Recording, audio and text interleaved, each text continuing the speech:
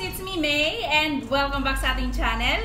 So ngayon guys, turuan ko naman kayo kung paano kayo mag-sign up at mag-upgrade ng inyong PayMaya account. So kung hindi nyo alam guys, napakarami pong advantage ang pagkakaroon ng PayMaya kasi marami silang cashback programs kapag nagbayad ka ng bills. I will show you step by step kung anong tamang proseso sa pagsa-sign up hanggang sa pag-a-upgrade ng inyong PayMaya account. So kung bago pa lang po kayo sa aking channel, huwag po ninyong kalimutang mag-subscribe. I-click lang ang subscribe button dito sa baba ng aking video at pakiclick na rin ang notification bell para lagi po kayong updated kapag meron po akong bagong tutorial. And let's get right to the video.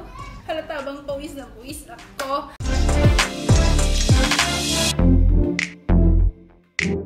Una, syempre pagkatapos nyong ma-download ang PayMaya application, ito na po, pag in-open natin, ito yung makikita. So, ipindot lang natin itong create account. Then, i-key in na natin ang ating pangalan. Then, ang ating last name. Then, ang ating mobile number. Then, ang password natin. Then, ating email address, although ito ay optional, pero mas maganda kung meron tayong ilalagay na email address. Then after that, continue.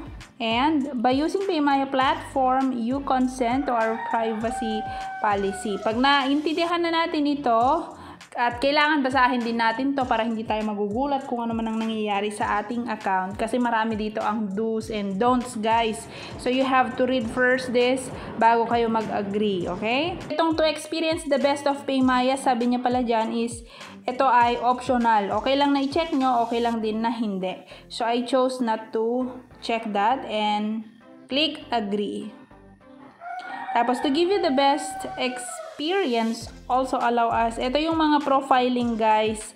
Okay, so ang pinipili ko lang dito is itong credit scoring kasi gusto ko na lahat ng mga record ko, kung ako man ay good record, pag umuutang ako, gusto kong ipasa nila ito sa ibang mga financial institutions, ganyan. Para malaman nila kung gaano kagandang ating history nang sa ganon, pwede tayong mag-loan in the future. Yan lang ang recommended na i-check ko dyan.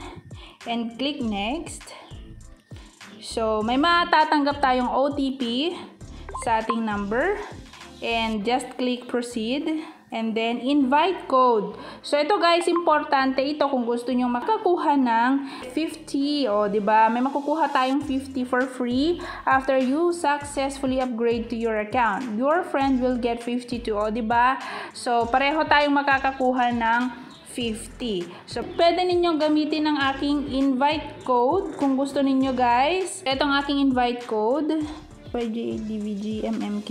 Oh, may pa MMK pa siya. 81Y. O, yan ang ating invitation code. Pag nag-upgrade tayo ng ating account, may makukuha tayong 50. Pero pag hindi kayo nag-upgrade, wala po kayong makukuha guys. Kaya, it is important to upgrade your account para makuha natin itong libreng 50 pesos. So, submit invite code. Your invite code has been accepted. You'll get your 50 gift after you successfully upgrade to your account. Upgrade my account. So, kailangan na nating i-upgrade ang ating account. Upgrade your account easily and get access to these services. Send money to other PayMaya users. Pwede tayong mag-send money. Pwede tayong mag-withdraw from any BankNet ATMs here and abroad through the physical card. So, alam naman natin guys na merong card, PayMaya card na nabibili na pwede nating i-link dito sa ating PayMaya para pwede nating i-withdraw via ATM yung ating pera. Okay? And then, increase monthly limit from 50,000 to 100,000. Kung kayo naman talaga ay gumagamit ng PayMaya para pag-receive and pag-send ng pera, maigi guys na i-upgrade nyo talaga ito para magamit nyo ang full features niya. So, complete and verify your personal information. And number 2, verify your identity. So, click lang natin ng next. Here's what you need to do to get verified. Complete your personal information. Check the complete list here. So, i-check natin ang listahan ng ID na tinatanggap ni PayMaya sa pag-upgrade ng account. So, para sa primary guys, pag sinabi kasing primary, isa lang ang kailangan natin alinman sa mga ito. So, we have Alien Certificate of Registration, ito, driver's license, NBI government office, mga ID, mga digitize, NBI clearance, PRC, passport, postal ID, so na-issue siya ng 2015 and onwards, SSS ID, yung digitize, school ID, and UMID ID. You can see guys, pwede ang school ID. Mga secondary, we have police clearance and senior citizen card. So yan ang listahan ng mga IDs. If you're below 18 years old, have your birth certificate issued by PSA ready, download and have your parents sign the consent form, be ready with any of their valid IDs from this list. Okay, so i-click na natin ng next kasi hindi naman na tayo below 18 years old. Middle name is just optional. Pwedeng lagyan, pwede ring hindi. Nationality, yan, Philippines. Date of birth, yan. Place of birth. Then, country, work, pension, nature of work, others, senior citizen, ayan. Next, house, number, okay, barangay, zip code, and use this as my permanent address. Next, oh, house number, lagay na lang natin dyan, zone 5. And then, ID type, driver's license, B03 96 3991. Expiration date, optional.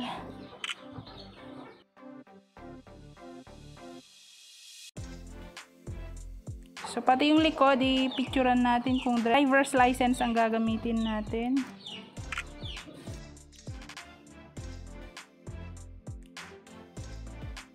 Record liveliness. Make sure you're in a well-lit room. Ayan. Position your head within the frame. Press the record button. Tapos, nod your head up and down. Turn your head sideways. Ayan. Na to, baba. Side by side. Gusto. Pag okay na yon, click next and submit. All done. Congratulations. We got your application. Kindly give us a maximum of 72 hours to review and evaluate your application. Here's your validation code.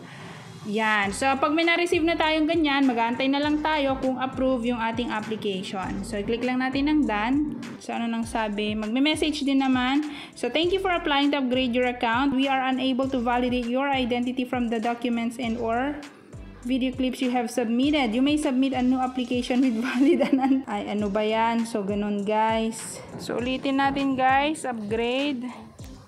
Next. Next. Next.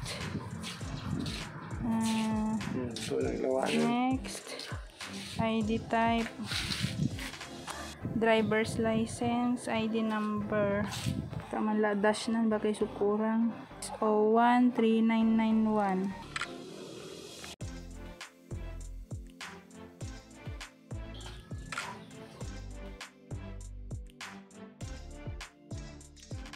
Three, two, one.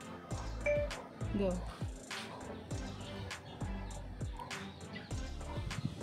And submit. Done. 500 di minayada. Tapos ano to? Hindi 1 lang.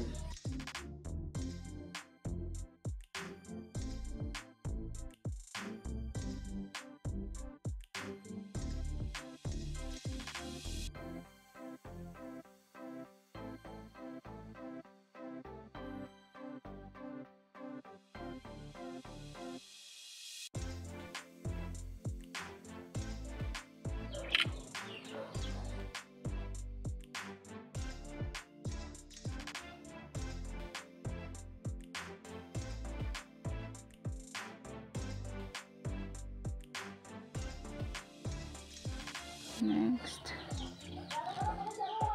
Submit. We got your application. Pangatlong beses na to, guys. Sana naman okay na. Ah! Yes!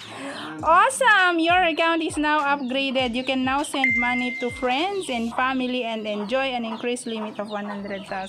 So, ayun na nga, guys. Nakita nyo po, ang pagpipicture nyo po ng ID, buong picture nasa frame. Walang unnecessary spaces. Okay, guys, i-check na natin kung may nakuha nga ba tayong reward sa pagsa-sign up gamit ang invitation code. So, punta tayo dito sa may vouchers.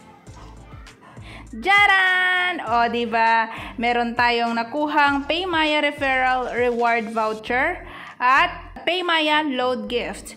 All in all, meron tayong 70 pesos. So, para makuha natin to, i-click lang natin yan. Then, punta tayo dito sa may claim. Kasi nakalagay dyan, valid until June 21, 2021. So, kailangan i-redeem natin to, guys, or i-claim para hindi masayang. Okay? Claim. Ayun, back to vouchers. 20, click natin yan, and click ang claim. Yun, back to vouchers. So, wala na. Claimed, na-claim na natin. So, check nga natin kung nandun na sa ating balance. Balance! O, ayun na guys. Nakita nyo, nandun na yung 70 pesos.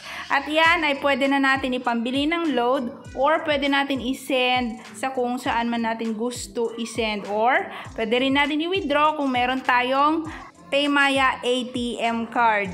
Kung gusto nyo rin po mapanood kung paano mag-link ng PayMaya card sa inyong PayMaya, meron din po akong tutorial niyan. Ililink ko na lang po dito sa baba ng aking video kung saan ninyo pwedeng panoorin ang tutorial na yon. So, yun lang guys, and thank you so much for watching. Ilalagay ko po dito sa baba ng aking video kung saan mapapanood po ninyo yung mga tutorials ko paano gamitin ng PayMaya, pambayad ng bills, ganyan kasi may mga cashback promo po siya. So, yun lang guys, and see you again in my next video. Bye!